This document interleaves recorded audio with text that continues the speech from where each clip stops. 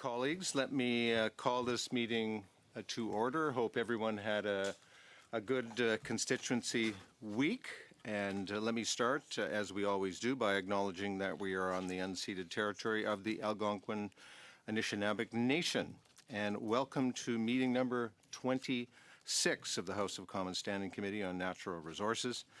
And before we begin, Clerk, you're sure, eh? Okay. Yes. All right. Okay. Before we begin, I'd like to take a moment to clarify something with the committee. A meeting was initially called for yesterday to deal with the travel budget for Sweden and Finland trip and have the committee adopted in time to be considered at the next SBLE meeting, otherwise known as the Liaison Committee, which was scheduled for tomorrow. That meeting has been moved to March 25th, so that gives us time to adopt the budget in the appropriate time frame. And likely colleagues will be dealing with that on Thursday. Today's meeting is taking place in hybrid format. I'd like to remind participants of the following points. Before speaking, please wait for me to recognize you. There's folks that are going to be coming in by video conference in the second hour. No, are they video? They are video. Okay, and so we'll give them those instructions when that time comes, but I think we can move right to pursuant to Standing Order 1082 and the motion adopted Thursday, September 18th, 2025. The committee shall resume its study of the management of Canadian energy exports. And I would now like to welcome our witnesses and apologize for the delay. Had a vote that took us a little bit of time. And I would like to welcome the Canadian Association of Energy Contractors. Did we ask the witness if they're going to have the full hour? Because I would like to spend the full hour. Yeah, I was going to get to that. Thank you. Thank you. I'll do that right at the end. Yep. Thank you for the reminder, Mr. Gay. So the Canadian Association of Energy Contractors, represented by Mark Schultz, President and CEO. Welcome, Mr. Schultz. Canada's Building Trade Unions, Sean Strickland, Executive Director. Sean, welcome. And Svante, got the pronunciation right, Technologies Inc. Brett Enkel, co-founder and Senior Vice President, Building Development. Folks, because of our vote, we're a little bit behind in the committee proceedings, so we're going to have about 45 minutes with you, our first panel, 30 minutes with our second panel. That should be time for some good exchanges and questions and responses. But we're going to start now with each of you for 5 minutes for your opening remarks, after which we will open the floor to questions. Mr. Schultz, you have the floor. 5 minutes. Merci beaucoup. Thank you for the opportunity. Thank you very much. For the Standing Committee on behalf of the Canadian Association of Energy Contractors. The study of Canadian energy exports is critically important for our country's future. As we navigate global energy demands and market diversification, energy exports represent not just economic opportunities, but a pathway to secure jobs, thriving economies, and Canada's role as a responsible energy leader. In light of escalating tensions in the Middle East, Canadian energy is essential to bolstering global supply chains, supporting our allies, and realizing Canada's potential as a reliable middle power on the world stage. Our association represents over 100 drilling rigs, service rig, and oil sands mine drilling rig companies operating a fleet of 336 land drilling rigs, 667 service rigs across Northeast British Columbia, Alberta, Saskatchewan, Southwest Manitoba, Ontario, and offshore Newfoundland. Our members are diverse, big, small, and medium-sized enterprises that create opportunities for young people, Indigenous communities, and middle-class workers. They employ thousands of people in rural, remote, and Indigenous communities, securing subsurface resources that fuel local economies while advancing both traditional oil and gas and emerging sectors like lithium for EV batteries, helium for medical and nuclear applications, geothermal energy, hydrogen, potash, and storage for carbon dioxide. The drilling and service rig sector is the backbone of Canada's energy workforce. Our recent analysis shows that one operating drilling rig and service rig creates 317 full-time equivalent jobs, across site preparation, drilling, well servicing operations, fracturing, completions, tie-ins, and abandonments.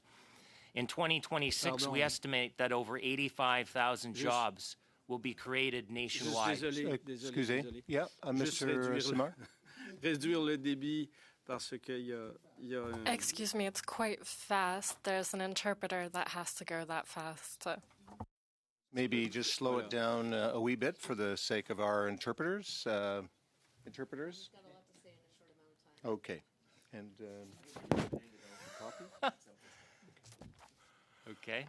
Very well. Yeah, a little bit slower. We'll give you a little extra time. Okay. These are not just numbers. They represent real livelihoods in communities where energy development is often the primary economic driver. Our members provide high-paying, skilled employment that supports families and local businesses. For decades, Indigenous representation has been integral to our sector. From Indigenous-owned companies to partnerships, ownership stakes, and training programs, our industry fosters meaningful economic participation and reconciliation. These opportunities build capacity, create wealth, and enable self-determination in remote regions where energy exports directly translate to community prosperity.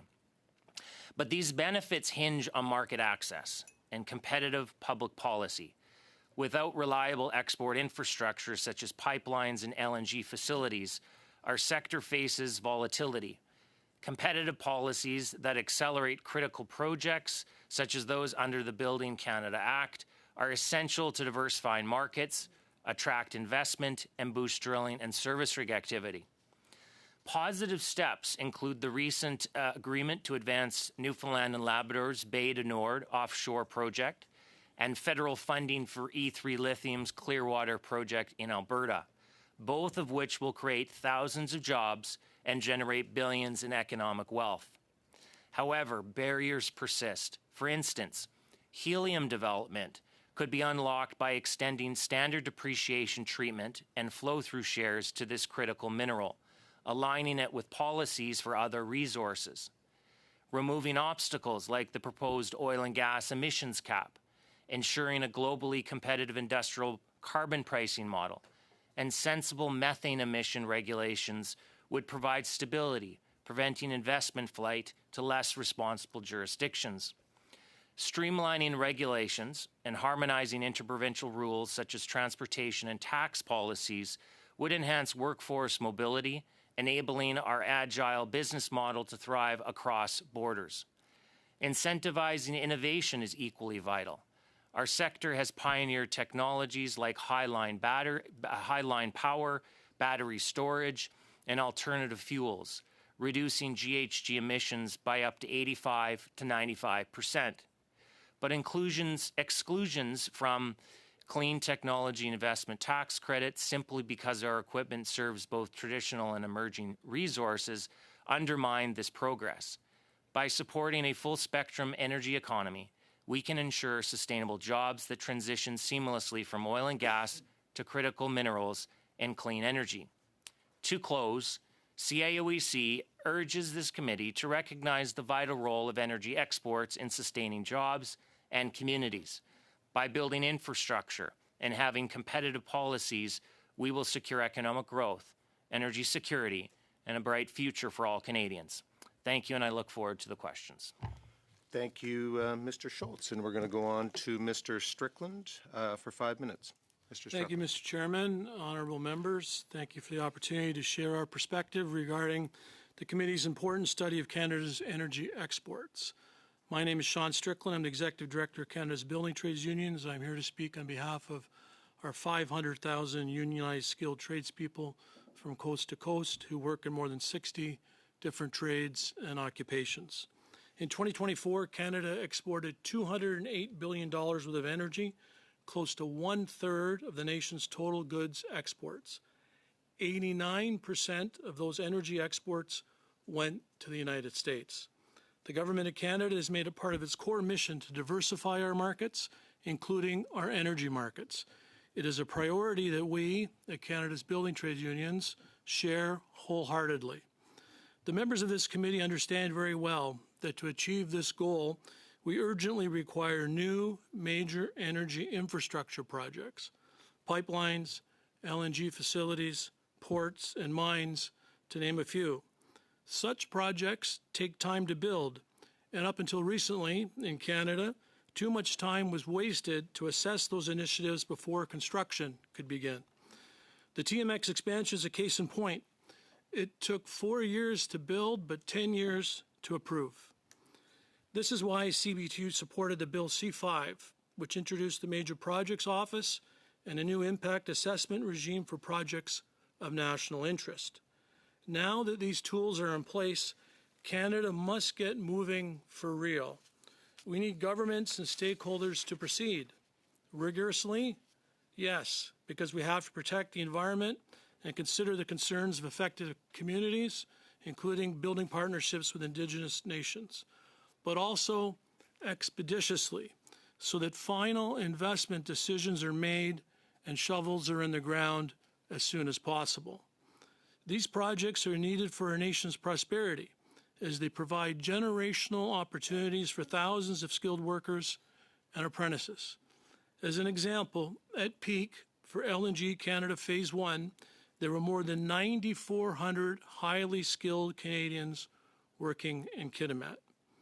However, projects will only deliver maximum benefits for Canada and its workers if certain conditions are met. Indeed, CBTU is convinced that any time the Government of Canada makes an investment to help attract private capital, that investment should be conditional on good wages and benefits, prevailing wages, as well as apprenticeship requirements and local and Indigenous hiring obligations. That is precisely the model that Bill C-59 put into place with its Clean Economy Investment Tax Credits, ITCs. To benefit from the full ITCs, proponents must ensure that tradespersons are remunerated for their labor in accordance with the prevailing wages set out in operative multi-employer collective bargaining agreements. This prevents contractors from hiring workers for wage and benefits that are below what is the industry standard for a given trade and region. We must also ensure, as per Bill C-59, that at least 10% of the labor hours for Red Seal trades or equivalent are performed by registered apprentices. We know from experience that this requirement has accelerated the completion rate of apprentices in achieving their Red Seal or equivalent status. During last year's election campaign, the Prime Minister committed to reinstating and improving the programs that encourage employers to hire apprentices and financially support those apprentices while they complete their training. We call on the government to deliver on these commitments. We also recommend that a Labour Supply Advisory Committee be put in place so the project's labour supply plans are properly coordinated so that we can optimize jobs for Canadians and reduce reliance on temporary foreign workers. Canada's economy is at a crossroads. A significant part of our prosperity will depend on how we leverage our extraordinary wealth and energy resources. We need to produce more energy, to export more, and to export to more regions of the world. For this to happen, government approvals, investment decisions, and construction must happen as quickly as possible. Honourable members, CBTU's 600,000 members are willing and ready to build Canada's future. I look forward to your questions. Thank you, Mr. Strickland. Wrapping up, Mr. Henkel. Mr. Chair and honourable members, thank you for the invitation to speak here today. My name is Brett Henkel. I'm co-founder of Svante Technologies, a Canadian carbon management company. The world needs energy, and Canada has it. Let's grow our energy exports to meet global demand and build prosperity for all Canadians. My own family depends on oil and gas. But at the same time, let's build the next industry the world is demanding and position Canada as a carbon management leader. In 1974, Alberta created Oil Sands Technology Research Authority to turn steam-assisted gravity drainage, or SAGD, from a theory into a proven process. Burn natural gas, produce steam, inject it into the ground, and extract oil. It worked. Alberta paid for it. Industry scaled it. Ottawa supported the science and the policy. It was Canadian ingenuity at its best. SAGD is now about 2 million barrels per day, but it also emits a lot of CO2, about 85 megatons and growing. So Canada is at a crossroads. Expanding the oil sands requires major investment, even another potential export pipeline through British Columbia. But customers and financiers are increasingly carbon hesitant. Why finance expansion without a decarbonization plan? And is China now shaping the future for a lower oil demand, using less gas and diesel last year? If Canada wants to remain the supplier of choice, pair energy export with decarbonization. How do we cut emissions at scale? The Oil Sands Alliance is proposing the Pathways Carbon Capture Project, Capture and Storage Network, potentially reducing emissions up to 40 megatons per year.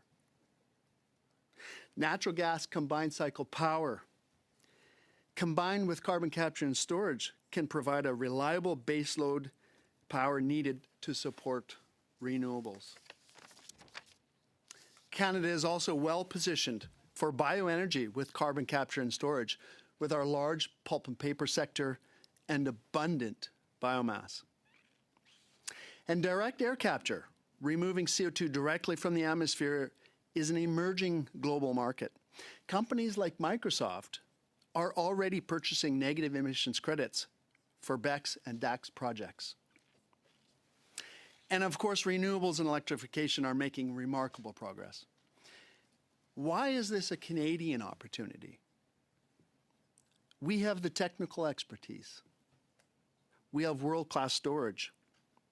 We have a track record with first-of-a-kind projects like Boundary, Dam, and Quest.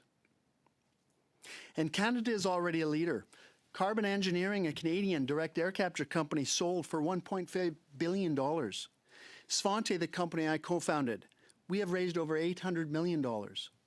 We invented new metal organic framework materials and built a carbon capture management component manufacturing facility in Burnaby, keeping Canadian intellectual property right here in Canada. The demand for carbon management is real, and it's growing. 3 ways that the government can help. Provide a policy framework that gets projects built. Investment tax credit and a carbon price and certainty are essential. Government and industry can figure this out together. The framework should support decarbonization across all industries: cement, steel, power, plastics, and more. And it should apply across Canada. Allow carbon management to access the federal Clean Manufacturing Investment Tax Credit. The ITC covers minerals, solar, wind, hydrogen, nuclear, all of them, but not carbon management. Including would build the backbone of the industry. Intellectual property, manufacturing, and innovation would stay in Canada. Also, encourage Canadian content. Attach Canadian content requirements to federal financial support where appropriate. Strengthen federal programs that support development of Canadian technology. And scale up federal purchases of carbon removal credits. Canada largely missed the manufacturing waves in solar, wind, and batteries.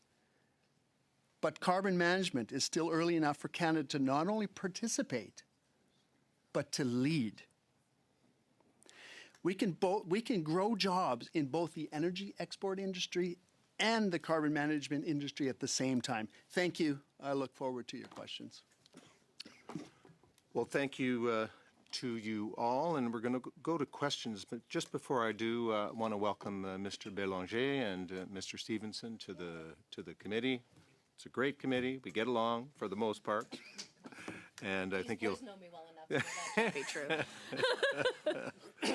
And so we're on to questions. And Mrs. Stubbs, we're going to start with you. Thank you. Thanks, Chair. Thank you to all the witnesses for being here and making it clear the truth that Conservatives have always known and stood up for, which is that the gift and the promise of Canada is in the all and every kind of energy rather than the either or, isn't it? I would just make one point of fact, though. Canada, from your perspective, Brett, may have missed the boat on many of these technologies, but Alberta, of course, has it, home to the largest and oldest commercial wind and solar farms in the entire country for decades, mostly done in our province through the private sector by oil sands and pipeline companies.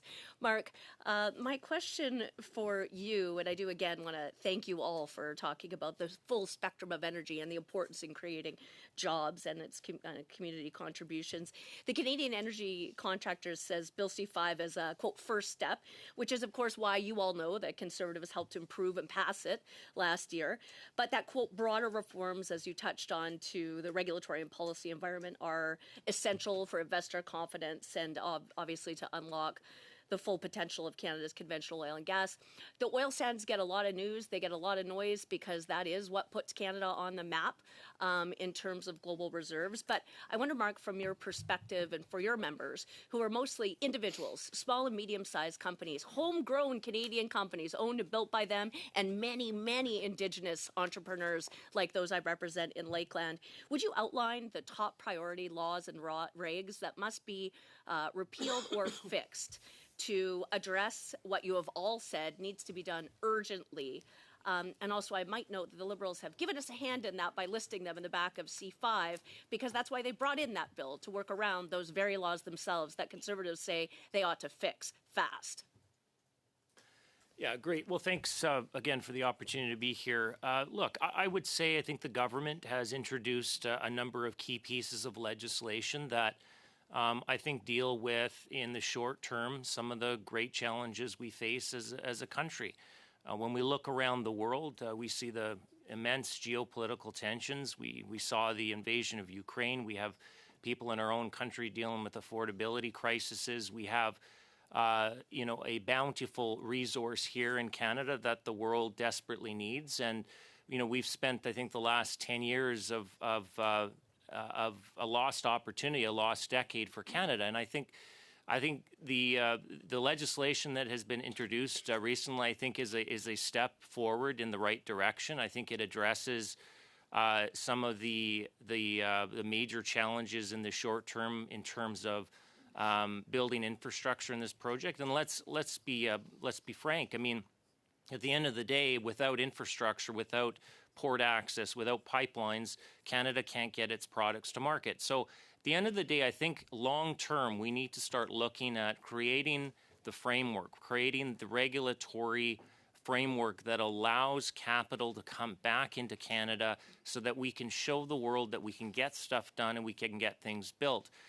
Keep in mind, what I really want to focus in on is, we spend a lot of time speaking about infrastructure and the lack of infrastructure to get our products to market. But one of the things I'll point out is what's behind that infrastructure. When we can build that infrastructure, we can start hiring tens of thousands of drillers and service contractors all across Western Canada. We can start building and implementing, manufacturing steel that could potentially go into new drilling rigs and new service rigs and new pieces of equipment that could unlock everything from helium to lithium to new oil and gas reserves. This is a huge opportunity for Canada to look at this in the sense of, yes, we have challenges, but there are immense amount of opportunities that we can take advantage of. So we're moving in the right direction. I do think fundamentally we need to have a whole rework of the regulatory framework that allows not just projects that get designated in the major project office, right, but allows projects, both brownfield, greenfield projects to come forward with certainty of what that regulatory process looks like. So do you share concerns that so far the Liberals have announced about 11 projects, some that are already being built, some that have already been approved, apparently going to the MPO, which actually hasn't approved a single thing. Yet also there are 72 real projects with real private sector proponents right now in front of the 3 federal regulators in limbo land, while these guys are creating yet another layer, an expensive office, and saying that that's going to get things built on speeds never before seen in generations, except not a single thing has actually already got built, except for those that are already approved. And it's these very Liberals that killed a dedicated export pipeline to Asia when they should have redone the Indigenous consultation. That was over a decade ago. Northern Gateway would be operating out of my riding in Bruderheim right now if that were the case. They killed a West-East pipeline for Canadian energy security and exports to Europe through death by delay and moving the goalposts deliberately for domestic politics. And then they had to buy TMX because they wouldn't clear the path for certainty for the proponent to actually build the pipeline once it got approved, and now it's on taxpayers' dime. And what really needs to happen here is that the government needs to, would you agree, that the government needs to actually fix the fundamentals, laws, and regs that they themselves admit blocking so that every single investor and every single kind of proponent across the entire spectrum of energy development in Canada can have certainty to propose and build projects, know they'll get the green light, and a government that will back them and create jobs and contribute to all the communities right across the country, as all 3 of you have articulated. Mr. Schultz, just a real quick answer. We're at time. Yep. Go ahead. That's a tough one to unpack, Mr. Chair. You can say yes or no. Look, there's no question. I mean, there's no question. We've, it's been a difficult past decade. I mean, we did get a pipeline built, which ended up happening to be essentially nationalized. We have serious problems from a regulatory perspective, and I do believe that we've seen a tonal change by the federal government. We have seen bills introduced that I think are going to be dealing with some of the short-term challenges, but there's no question that we need a systemic change in how we regulate and how we approve these projects so that we can actually get products to market. Thank you. We will go on to Mr. Hogan for 6 minutes. Mr. Hogan. Thank you, Chair, and thank you, witnesses. It is great to see you all today. Mr. Scholz, Mr. Strickland, your testimony was a reminder that what we do for Canadians. We do it for workers, their families, their communities, and that is ultimately what all this drives to. We talk energy policy, fiscal policy, environmental policy. These are all means to an end. They're not an end in their own right, and we do these things to provide as many people as possible opportunity to build better lives. So I want to thank you. Ms. Stubbs and I agree on some things. We disagree on others, but we certainly agree it needs to be easier to unlock opportunities that put people to work, as the Prime Minister has said and as the Prime Minister has tasked the Major Projects Office to do. So, and Mr. Henkel, I don't want to leave you out of my thanks, I should say. Your work has a very interesting connection to the work of Mr. Schultz members, which is actually where I want to start today. Mr. Schultz, I don't know if many people fully appreciate how the same people and equipment that drill oil wells, service oil wells, are involved in so many other parts of the energy sector that could unlock export opportunities. And I'm hoping you can expand for the committee on the variety of work done by your members and the opportunities for both growth and stability, keeping people working through declines in oil prices as well as the booms. Great. Thanks, Mr. Hogan. When it comes to the energy services sector, there are tremendous opportunities to both unlock traditional energy sources, oil and gas, which, represent 95% of what we do today. That's the bread and butter of our industry, and that will always be the case. But what's interesting is that the same technology, the same processes, the same equipment, the same people are easily transferable to look at extracting lithium resources, extracting helium resources, potash, geothermal. We're going to be drilling all of the carbon storage wells and facilities. In situ hydrogen is now another opportunity for Canada. You cannot extract subsurface resources without essentially a lot of the same people and equipment from the oil and gas industry moving into those new and budding and emerging sectors. So when we look at things like battery technology, the lithium that's going to go into potentially Canadian-made batteries is going to come from Western Canada. When it comes to helium and our defense industries and our nuclear strategies, I had said in my opening remarks, we do have some fiscal restraints, both in the Income Tax Act that I think needs to be reformed to allow helium to get to its potential. But that's going to be a huge opportunity for Canada to extract that resource. So, yeah, I mean, look, I mean, there are a plethora of opportunities.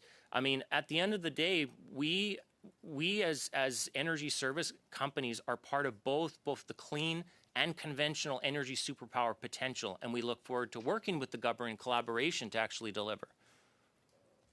Thank you, and I certainly agree about the opportunity and that maybe there's just some tools that need to be modified to unlock it. Because we are a little bit compressed for time, I'm going to give the rest of my time to my colleague, MP Danko here, who will use the rest of my block, Chair. Thank you, and thank you, Chair.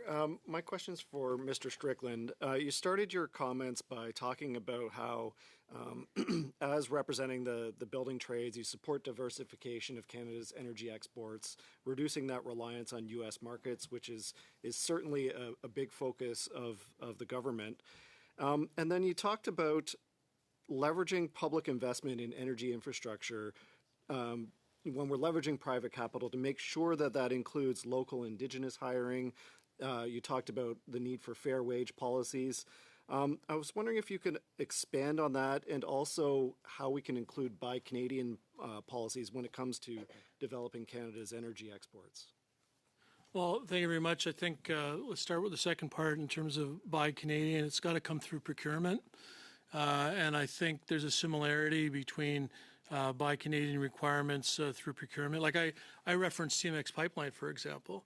You know, much of that pipeline did not come from Canada. Now, there was some issues with respect to the diameter of the pipe, and it was only sourced from overseas. But, you know, these are the kinds of things that we need to do a better job of in Canada when we're building major infrastructure projects.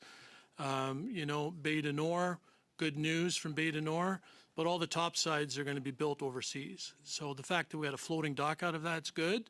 But we need to really look at our procurement practices for these major infrastructure projects to maximize that economic benefit throughout the supply chain. In terms of workers' benefits, and our position is whenever there's a tax incentive or direct Canadian dollars, Canadian taxpayer dollars going into a project, that those projects must have requirement for prevailing wage, just like Bill C-59. And that Bill C-59 is working really well. My office has received hundreds of inquiries over the past couple of years asking for the collective agreements. And so the point is that, you know, if the Canadian taxpayer is going to provide large, well-capitalized industries with up to 30% tax credit, so on a $1 billion project, it's $300 million. My point is you better make sure it's tied to the best wages that are available in the marketplace. That's the prevailing wage. That's the union wage. Doesn't necessarily mean you got to hire 100% union, but if you're going to hire a non-union person, you pay them the best wages that are available in that market. And that's the way by which we can lift people into the middle class. We can provide apprenticeship opportunities and continue this life cycle of leveraging our investments to improve Canadian workers' lives and their families' lives. Thank you. Thank you both. Monsieur Simard, 6 minutes. 6 minutes. Maybe I'll, before beginning my time, I'll perhaps leave time for my witnesses in order to listen to the English version. Sorry. Does translation work for you? Yes? Can you hear me in English? In English, apparently, I sound like Eddie Murphy. Good.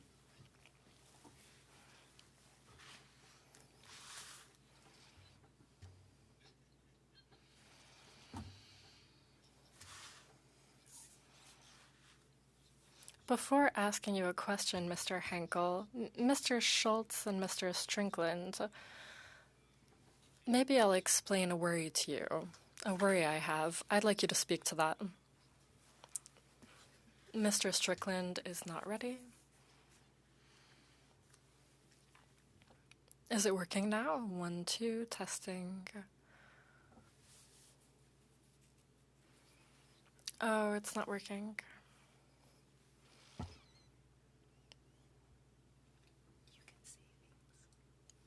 This is the English channel. This is the English channel.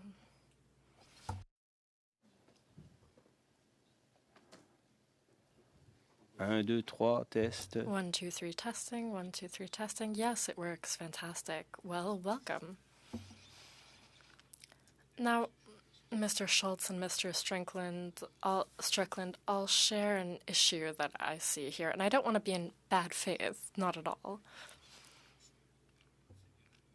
The federal government made an announcement with the Memorandum of Understanding with Alberta. I think it's a way to put the responsibility with the Albertan on the Albertan government and the fossil fuel industry.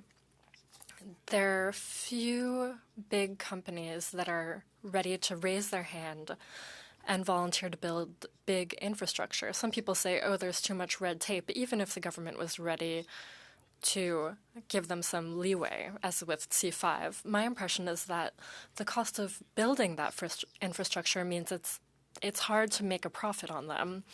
So big fossil fuel companies are reticent to make those investments unless they had a really strong signal from the government saying there would be public money for it. I don't want to be in bad faith. I'd like you to speak to that, Mr. Schultz. I know you said that you have members who work in the fossil fuel sector who would be interested in infrastructure development. Same thing goes for Mr. Strickland. I'd like to see it very realistically.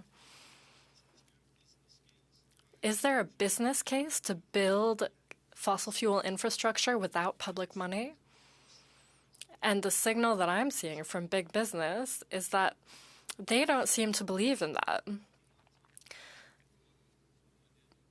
Major businesses need to believe in the building of that infrastructure. So I'd like you to speak to that, please.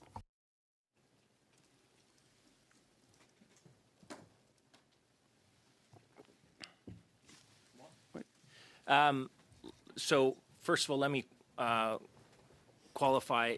I don't represent the pipeline industry. I represent the drilling and service rig industry. But there's no question that our workforce, our members stand to benefit from greater capacity.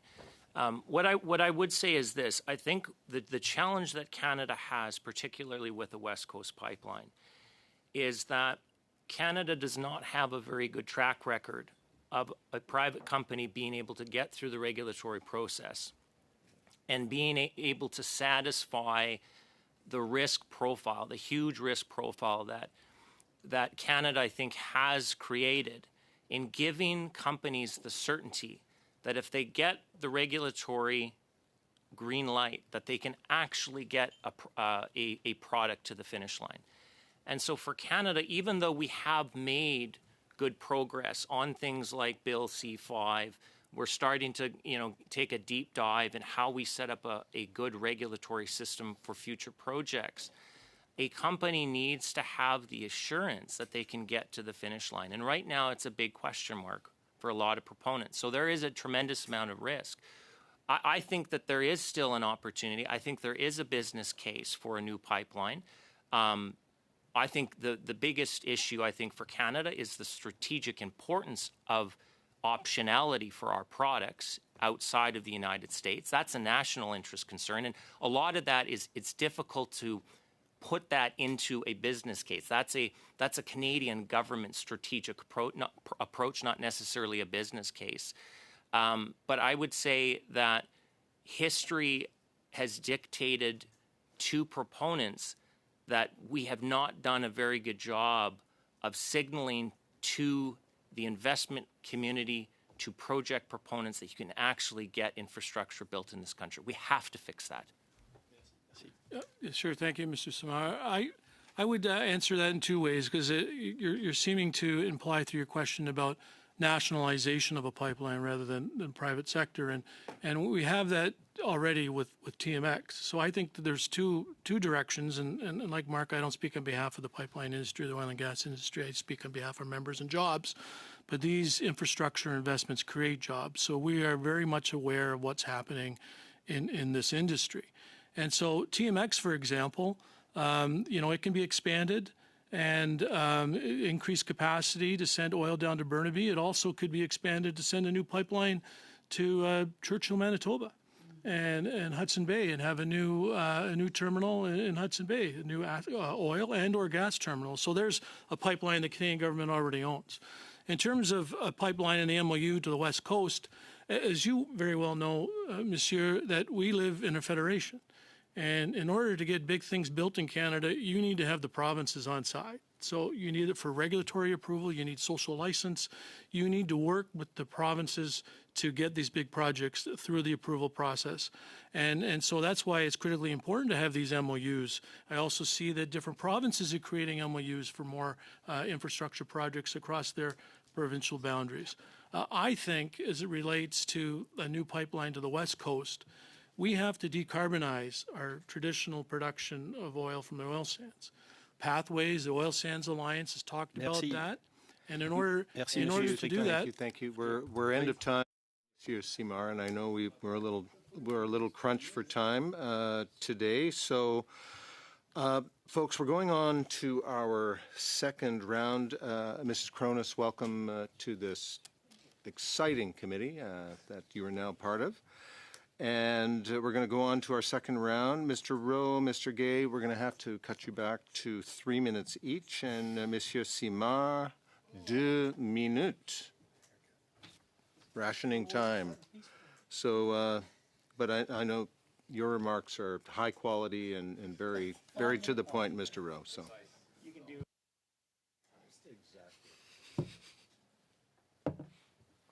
Okay.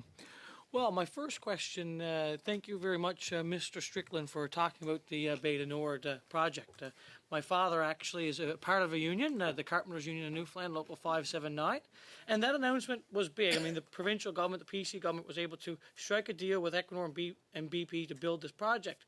You know, that's going to bring $6 billion in revenue over its lifespan and additional investment in the floating dry dock, as you mentioned. But what's interesting in this deal is that the construction of the drill ship, also called the FPSO, will be put on tender. So facilities around the world can put bids on it.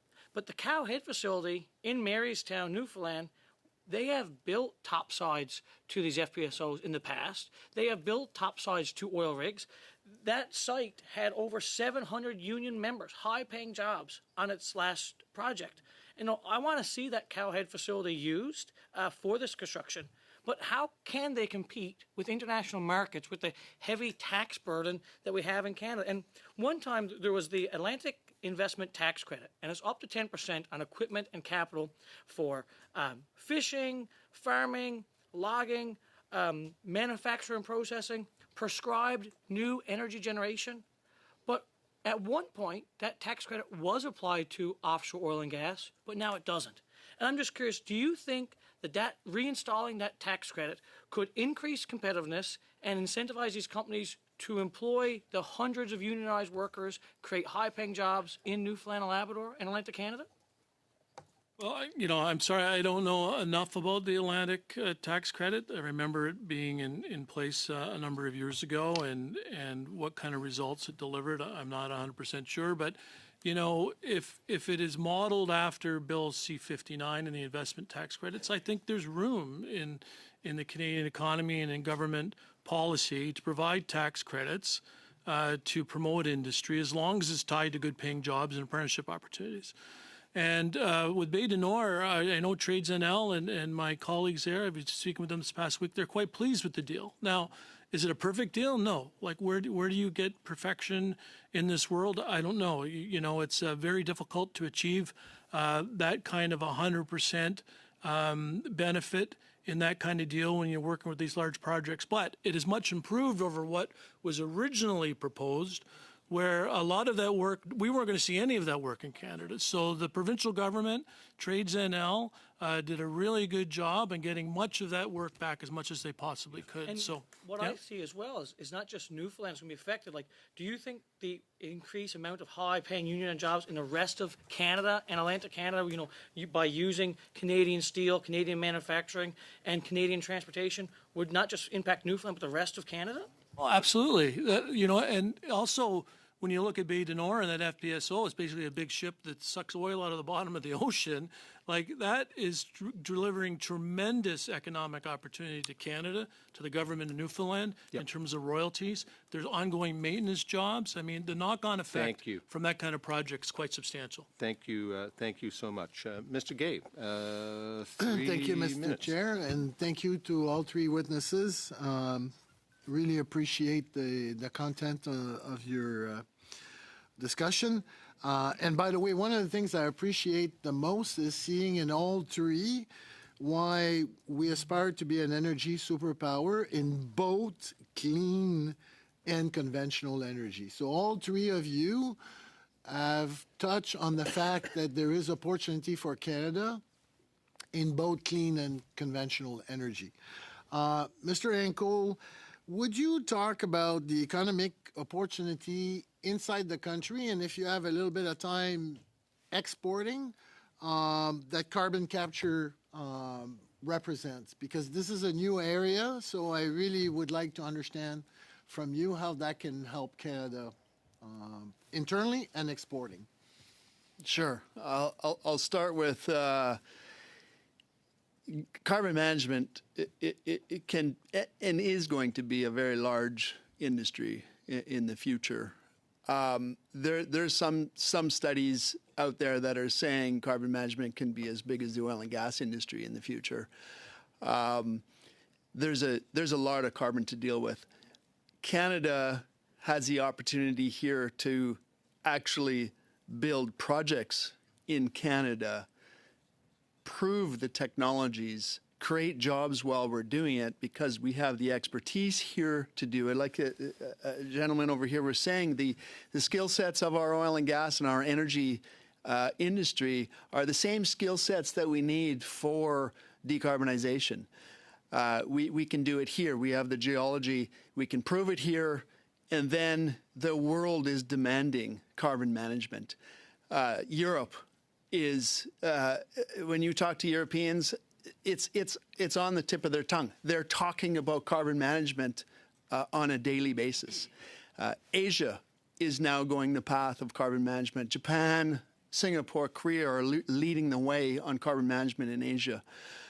Worldwide, it is a topic, and it is an industry that is going to grow over the next decades.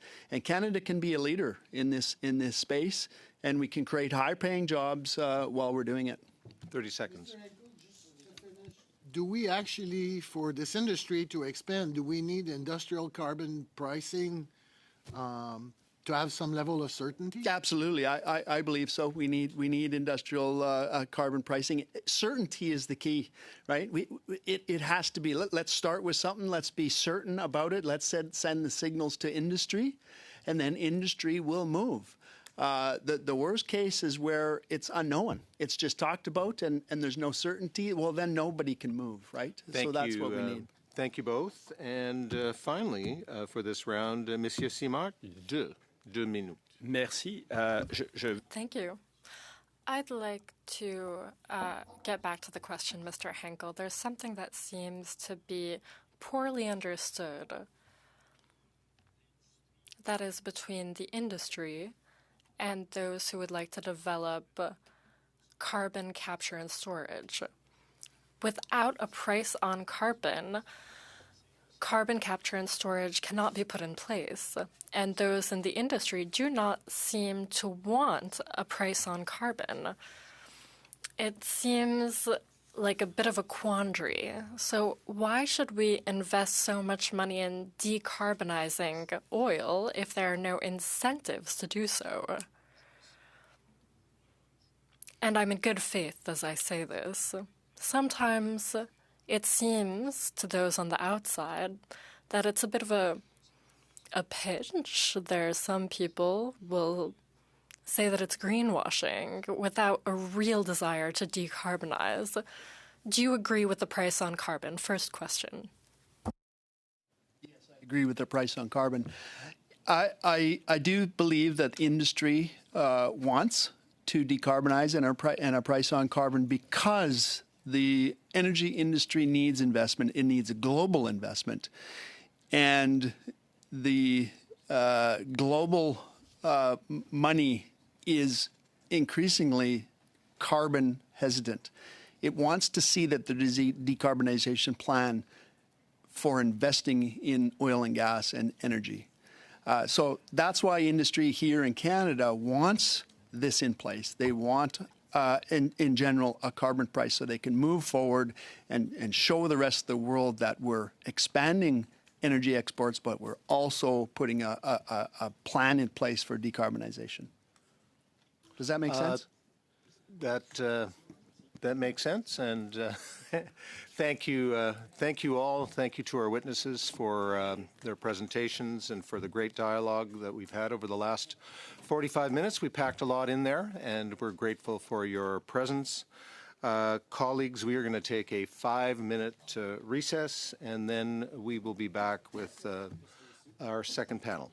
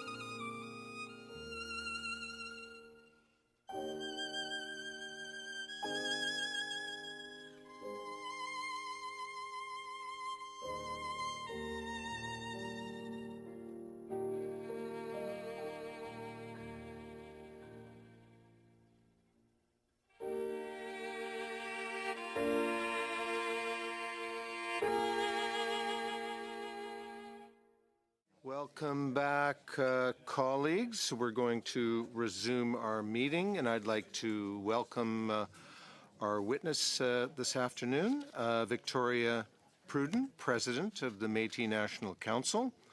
And do we have Noah with us? Oh, Noah. And Noah's here in person. So just a few comments for the benefit of our witnesses. Please wait until I recognize you by name before speaking. A reminder that all comments are directed through the chair. Mrs. Pruden, you will have 5 minutes for your opening remarks, after which we will open the floor to questions. Because we had a vote, our time is somewhat constrained, so we'll have a good quality half hour with you. I'm sure that we'll learn a lot from one another. So thank you, and you have 5 minutes. Please proceed. Excellent. Thank you so much, everyone. Thank you, Chair. First off, I would like to thank very much the House of Commons Standing Committee on Natural Resources for the invitation to be able to be a witness today to speak about Canada's study on Canadian energy exports. As you mentioned, Chair, my name is Victoria Pruden. I'm a proud 7th generation Métis Michif woman with deep roots extending from Ontario, Manitoba, Saskatchewan, Alberta, Northwest Territories, and Pembina Territory down in the Dakotas. So I've got a long history personally, and also being a representative both politically and as a technician across the Métis Nation. During my tenure, I'm celebrating about 28 years of representation for the Métis Nations that I belong to. I'm calling in today from Treaty 6 territory, Amiskwichimaskahigan, Edmonton, which was actually named by my ancestor, who was the chief factor at the fort, at Fort Edmonton here, previously Beaver Hills House. This is also the traditional territory of the Métis as well, as represented by Otipemisiwak Métis government within the Métis Nation of Alberta, and occupied by Métis Settlements General Council and other recognized Section 35 rights-bearing Métis communities. So again, thank you. I'm very proud to serve as president of the Métis National Council. The recognized national and international representative of the Métis Nation in Canada since 1983, the year after we were recognized in Section 35. So we recognize that Canada's energy sector plays a major role in the national economy and global energy supply.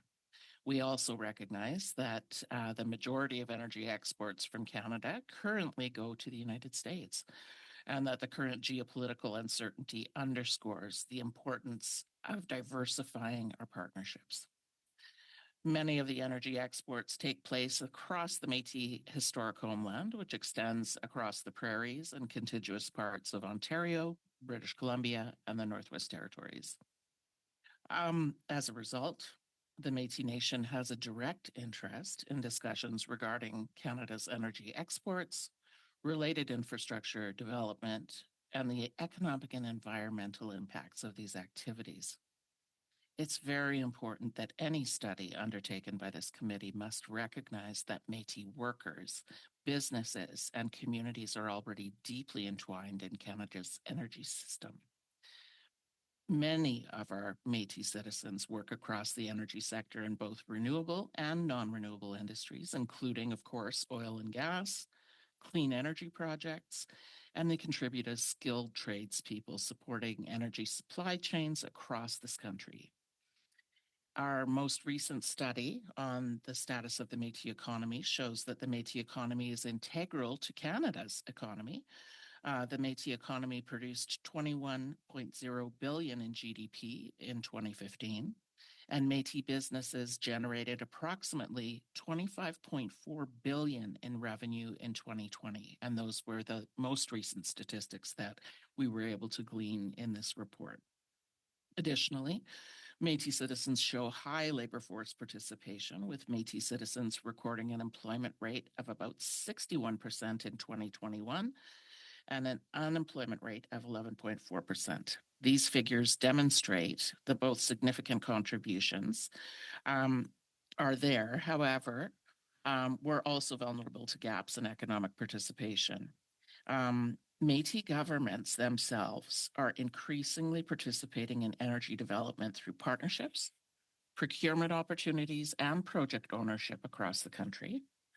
This trend is particularly strong in the renewable sector, where 85% of clean grid projects have included a degree of Indigenous ownership, reflecting how Indigenous governments are becoming key partners in Canada's energy transition.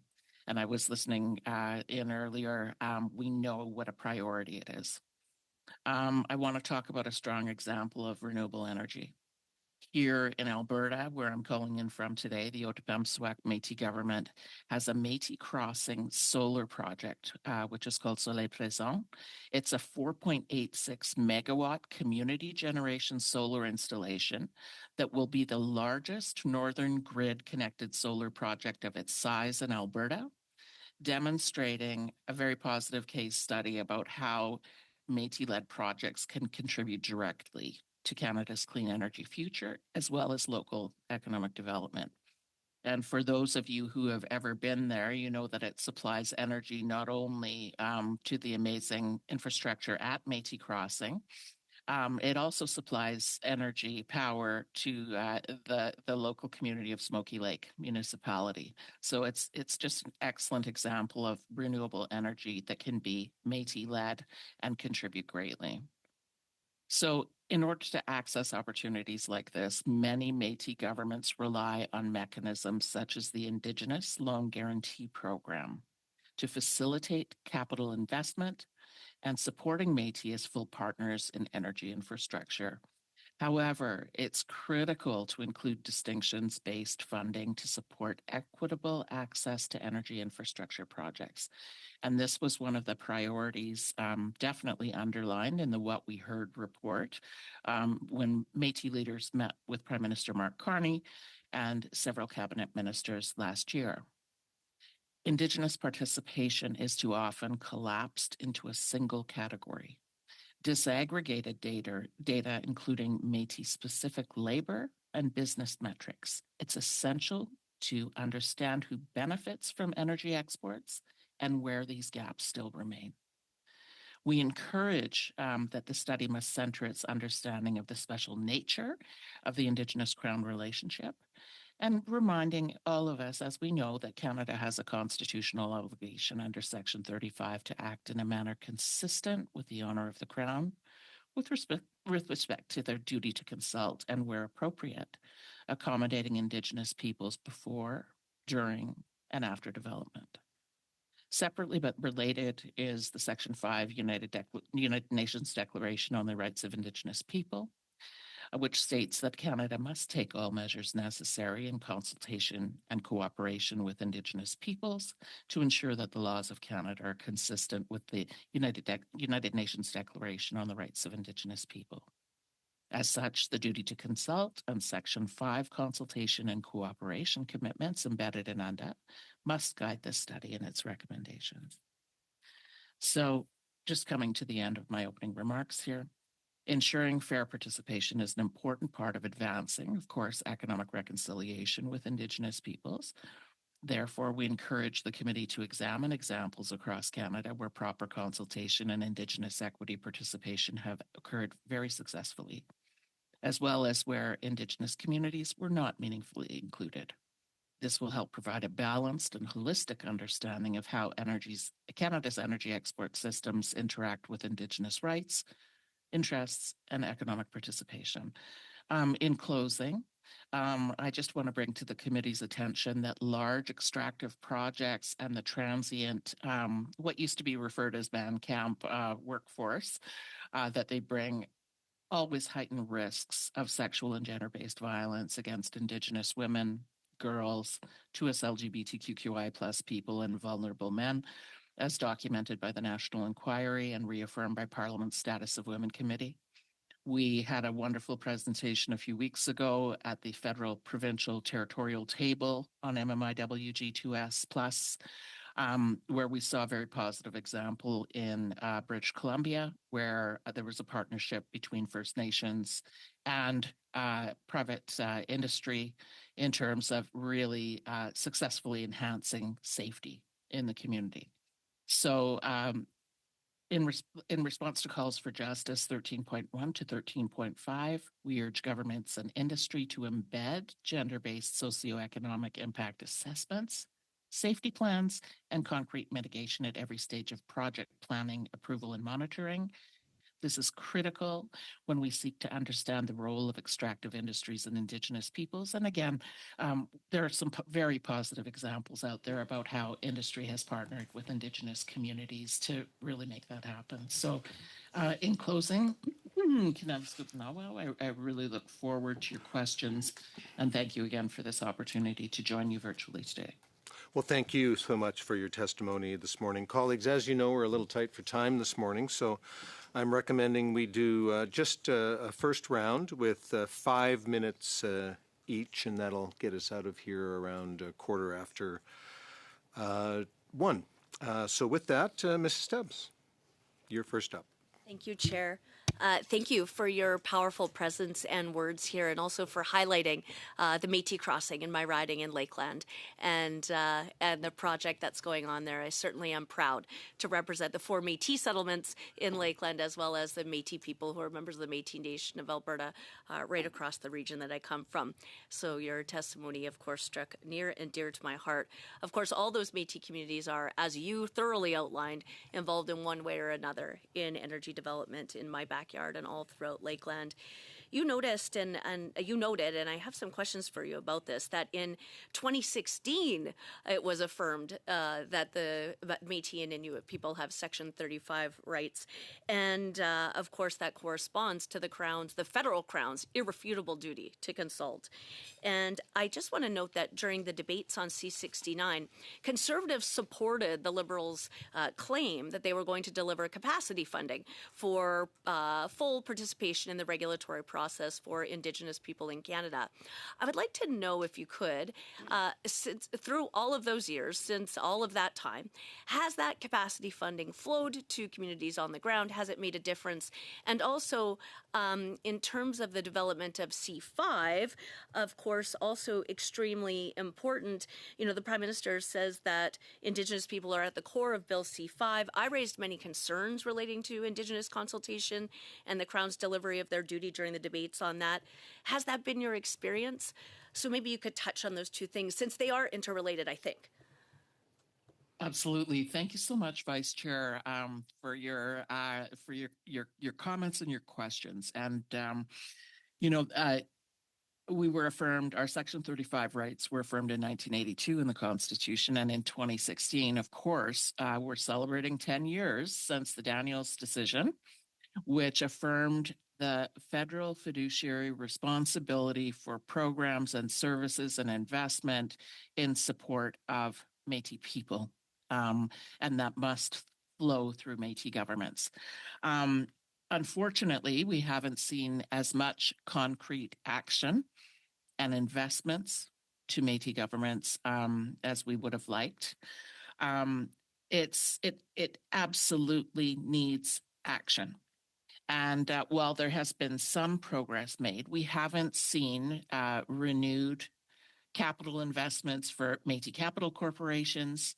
We haven't seen distinctions-based commitments in terms of absolutely essential programs which will be related to equity investment for Métis governments, for recognized Section 35 Métis rights-bearing communities. And I thank you so much for highlighting the gaps in the implementation of the Daniels decision, which are very relevant to C5 and to major projects.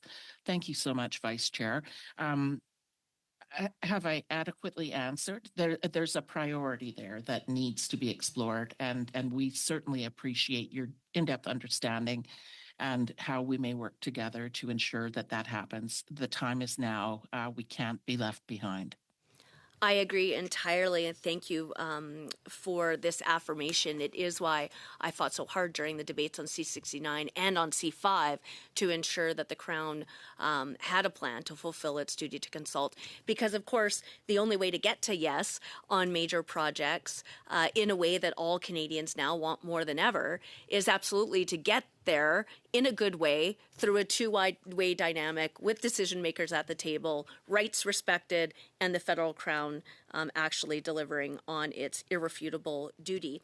Now, you touched on some pathways and some specifics about how this can be done well. I do wonder if your organization or any of its governing nations have been consulted yet regarding the 11 projects the Liberals have announced, referring to the Major Projects Office.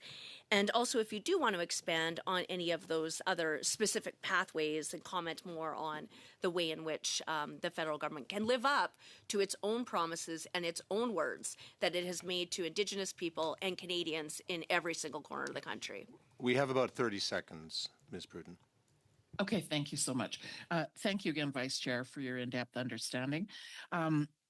To my knowledge, we have not had another Métis government-specific consultation. While there are 2 Métis representatives on the Indigenous Advisory Committee with respect to major projects, we have not seen a Métis government-specific consultation, in-depth consultation process with Section 35 rights-bearing Métis governments and communities. We do have 2 Métis representatives on that committee, but we have not seen it extend beyond that, and it's necessary. Thank you. Thank you. Thank you. Mr. Clark, 5 minutes. Thank you. Thank you very much, Mr. Chair. Thank you, Ms. Pruden, for being here. I think you said earlier that you're in Edmonton, and correct me if I'm wrong on this, but I assume one of the reasons why you're there is because yesterday, I think, your organization signed an MOU with the Northwest Territory Métis Nation. Is that correct? It absolutely is. The memorandum of understanding that we signed formally yesterday is a pathway that's been long in the making for us to sign, a true partnership agreement with our relations north of 60. And so, we were very, very happy to bring together the elected leadership of NWT Métis Nation and the Métis National Council, and we will continue to expand those types of partnerships. But this was groundbreaking, and it's been a long time coming, and we're very happy with the potential that relationship represents for both our relations north of 60 and for the Métis National Council as a national Indigenous organization. Excellent. Well, I just wanted to congratulate you on that because obviously it's a big deal to get to that stage. So congratulations on that. And I just wanted to touch on something you mentioned a couple times previously and in your opening statement as well, which is around distinction-based funding and some issues that you see there. Could you just expand on that a little bit, explain to the committee what precisely that means and where you'd like to see that going to benefit your organization and the Métis Nation? Absolutely. So when we talk about the need for distinctions-based funding and distinctions-based opportunities, it means ensuring that when taxpayers' dollars, opportunities like the Indigenous Loan Program are fulfilling investments that are equitable for not only First Nations, but for Métis governments and recognized Métis Section 35 rights-bearing Métis communities and Inuit. And when there's not enough attention paid to distinctions-based set-asides or distinctions-based monitoring, the Métis Nation can be left behind. And we really need to make sure that we're encouraging that this is reflected in the study. A pan-Indigenous approach or an approach that allows for non-equitable outputs can leave those opportunities for Métis governments, people, and communities behind. And at this moment in time, it's more important than ever before to make sure that we don't allow that to happen. The economic participation for our governments and for our people is absolutely essential. And across the board. Yes, absolutely. And you mentioned the Indigenous Loan Guarantee Program as well a couple of times, which is up to $10 billion now, which is obviously great news. But from a a standpoint of distinction-based funding, could you just walk me through kind of what that would look like practically speaking, if there's a project, going through the Major Projects Office or through the Indigenous Loan Guarantee Program? How would distinction-based funding work and be beneficial to the people that you represent? Okay, I think that there's a couple of really important points about this. Now, we've had discussions previously at the technical level, at the political level, in terms of the Indigenous Loan Guarantee Program. What we're finding and what we're hearing and what Métis governments articulated in the roundtable with the Prime Minister is often Métis governments, Métis enterprises lack the capacity and the technical support that's required. If we don't have adequate capacity funding, and that means the people to be able to have the technical expertise to help draft what's required in terms of the borrowing, all of the work that it requires to get a loan of that size to have meaningful participation. We need to make sure that the capacity is there for Métis governments, Métis businesses, Métis enterprises, and Métis communities. And often they lack capacity in terms of the human resources and technical expertise that's required to participate at that level. And we've seen, I'll give you a concrete example, investment in terms of Métis capital corporations for support for Métis businesses and Métis governments has remained static for many years. And so we really need to make sure that there is follow-up in terms of access for economic development capacity for Métis governments and Métis businesses. And we would be more than happy to provide a very detailed series of recommendations. Thank you. Thank you, Chair.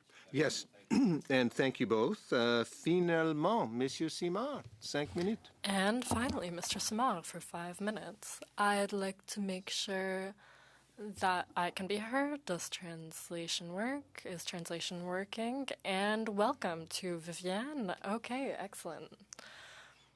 You can hear me. I'd like to get back to the question of the Indigenous Loan Guarantee Program. You mentioned the meeting. It would be interesting if you have any documents to send over to the committee for our analysis. That would be much appreciated. Please specify. When you spoke to capacity, technical capacity, did you mean the technical capacity to fulfill all administrative requirements? That is, that are linked to funding programs? So there's no help from the federal government at the moment in the request process. That is for the ILGP. Is that what you meant? All right. Now I'll ask a question on another topic. In your opening remarks, you mentioned that there were still question marks linked to whether or not Indigenous communities and their participation was really taking advantage of energy exports. I'm trying to understand the link between energy exports, infrastructure projects, and on the other hand, how federal projects can help Indigenous communities take their proper place and part of the pie. We've mentioned the ILGP, but generally large infrastructure projects are headed by big companies, which are mostly American, but I won't get into that. And I can't really see how, beyond being service providers, I have a hard time understanding how Indigenous communities can have their fair share. Please speak to that. I will endeavor to answer that in the best way that I can. And thinking about those large infrastructure projects, which often are, owned, operated, and delivered by large corporate entities, we participate in a number of ways. In our Métis Nation communities, most of our businesses are small to medium sized enterprises, which play a role in terms of providing service or being subcontractors or providing that type of a role in terms of energy exporting. And of course, so we have interest in procurement. we're very interested in seeing how there may be opportunities for equity investment for Métis governments in certain geographical areas. We really are pushing for opportunities that can be own source revenue for Métis governments, and also the employment aspect of meaningful, well-paid employment for opportunities for Métis citizens, Métis people across the country is of high priority. And we would be most happy to provide a summary to committee that provides a more in-depth analysis and series of recommendations. As mentioned in my opening comments, we have just done a deep dive study on the status of the Métis economy, so we would be most happy to provide follow-up recommendations in writing to the community to speak to specifics, if that's okay with you. Merci, je vous encourage à le Thank you. I would quite encourage you to send that over to the committee. Now, at the end of your opening remarks, you mentioned the phenomena. I think it's fly in, fly out, and the impacts on the community. If you have any extra information for the committee, please do send it over. I think up till now we haven't necessarily tackled that issue, but it would be very useful for our report. Thank you very much. Thank you so much. It would be absolutely my pleasure to do so. I spent many years at the community, regional, provincial, and national level as an advocate for women's safety, and understand very well the intersection between man camps and vulnerabilities, to Indigenous women, girls, Two-Spirit, and vulnerable men and boys in community. And I will be most happy to send over. We had an amazing presentation of a very positive case example a few weeks ago at the MMIW G2S Federal Provincial Territorial Summit. We'd be most happy to provide a brief with recommendations, and also that this can be done in partnership with Indigenous communities and industry in a very powerful way that could actually make a huge impact across the board in terms of the resource industry. Well, thank you, Ms. Pruden. Thank you, Noah. Mr. Gosselin, for coming to see us this morning. Very interesting testimony, good questions by colleagues. And colleagues, this brings our meeting to a close. Let me also, on your behalf, thank our analysts, thanks the clerk, thank the amazing interpreters, and all the folks. Thank Shannon, of course. I know I'm And that brings our meeting to an end, and we'll see you in the House in less than an hour.